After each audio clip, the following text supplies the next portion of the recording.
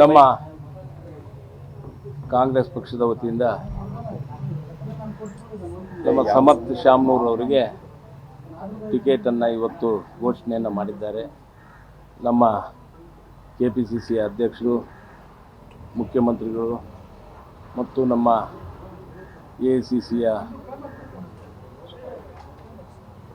ರಣಜಿತ್ ಸುರ್ಜೇವಾಲಾ ಅವರವರು ಮತ್ತು ಎಲ್ಲ ನಮ್ಮ ಮುಸಲ್ಮಾನ್ ನಾಯಕರುಗಳು ಮತ್ತು ನಮ್ಮ ಕಾಂಗ್ರೆಸ್ ಪಕ್ಷದ ಹಿರಿಯ ನಾಯಕರುಗಳು ಎಲ್ಲರೂ ಸೇರಿ ಒಗ್ಗಟ್ಟಿನಿಂದ ಕೆಲಸವನ್ನು ಮಾಡಿ ನಮ್ಮ ಕಾಂಗ್ರೆಸ್ ಅಭ್ಯರ್ಥಿ ಬಾಗಲಕೋಟೆ ಮತ್ತು ದಾವಣಗೆರೆಯಲ್ಲಿ ಗೆಲ್ಲಿಸಬೇಕು ಅಂತ ದೃಷ್ಟಿಕೋನದಲ್ಲಿ ಮೊನ್ನೆ 2 ದಿವಸ ಮೀಟಿಂಗನ್ನು ಮಾಡಿ ಎಲ್ಲರ ಮನಸ್ಸು ಗೆದ್ದು ಎಲ್ಲರೂ ಒಗ್ಗಟ್ಟಿನಿಂದ ಈ ಒಂದು ಚುನಾವಣೆಯನ್ನು ಎದುರಿಸಬೇಕು ಅನ್ನೋ ನಿಟ್ಟಿನಲ್ಲಿ ಇವತ್ತು ನಮಗೆ ಸಮರ್ಥವರಿಗೆ ಬಿ ಫಾರಮನ್ನು ಘೋಷಣೆ ಮಾಡಿ ಇವತ್ತು ಕೊಟ್ಟಿದ್ದಾರೆ.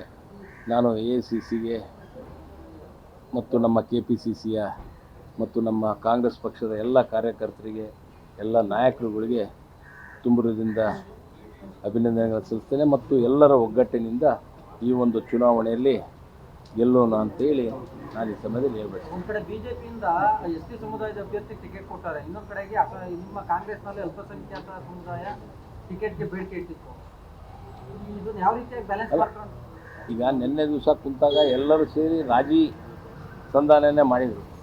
ರಾಜಿ ಸಂಧಾನ ಮೀನ್ಸ್ ಎಲ್ಲರೂ ಸೇರಿ ಒಗ್ಗಟ್ಟಿನಿಂದ ಹೈಕಮಾಂಡ್ಗೆ ಬಿಟ್ಟು ಹೈಕಮಾಂಡ್ ಏನು ಪ್ರಾಪರ್ ಡಿಸಿಷನ್ ಅಂತಂತೋ will obey by the high command ಅಂತೇಳಿಬಿಟ್ಟೆ ಹೈಕಮಾಂಡ್ನವರು ಬಿಟ್ಟ ಮೇಲೆ ಹೈಕಮಾಂಡ್ನವರು ಇವತ್ತು ನಿರ್ಧಾರವನ್ನು ತೆಗೆದುಕೊಂಡಿದ್ದಾರೆ.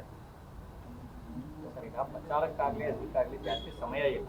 ಇದರ ನಡುವೆ ಸ್ಥಳೀಯವಾಗಿ ಸೃಷ್ಟಿಯಾಗಿರುವಂತಹ ಗೊಂದಲಗಳನ್ನು ಸರಿಪಡಿಸಿಕೊಂಡು ಯಾವ ರೀತಿ ಕೆಲಸ ಕಾರ್ಯಗಳು ಇನ್ಮೇಲೆ ಸ್ಟಾರ್ಟ್ ಆಗುತ್ತೆ.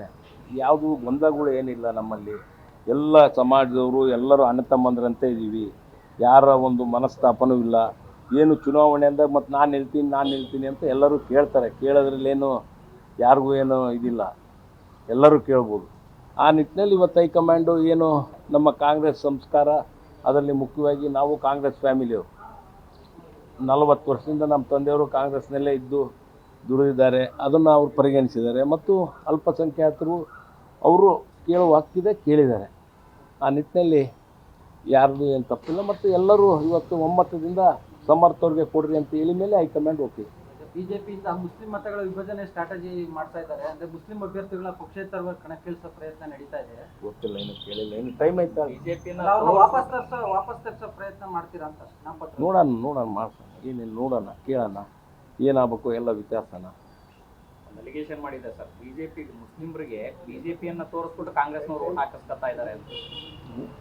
ಬಿಜೆಪಿಯನ್ನ ತೋರಿಸ್ಬಿಟ್ಟು ಮುಸ್ಲಿಮರ ಓಟ್ ಕಾಂಗ್ರೆಸ್ ಹಾಕಿಸ್ಕೊಳ್ತಾ ಇದೆ, ಬಳಸ್ಕೊಳ್ತಾ ಇದೆ ಅನ್ನೋಂಥದ್ದು ಆರೋಪ ಮಾಡ್ತಾ ಇದೆ.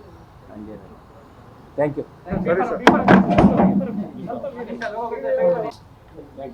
All the best sir.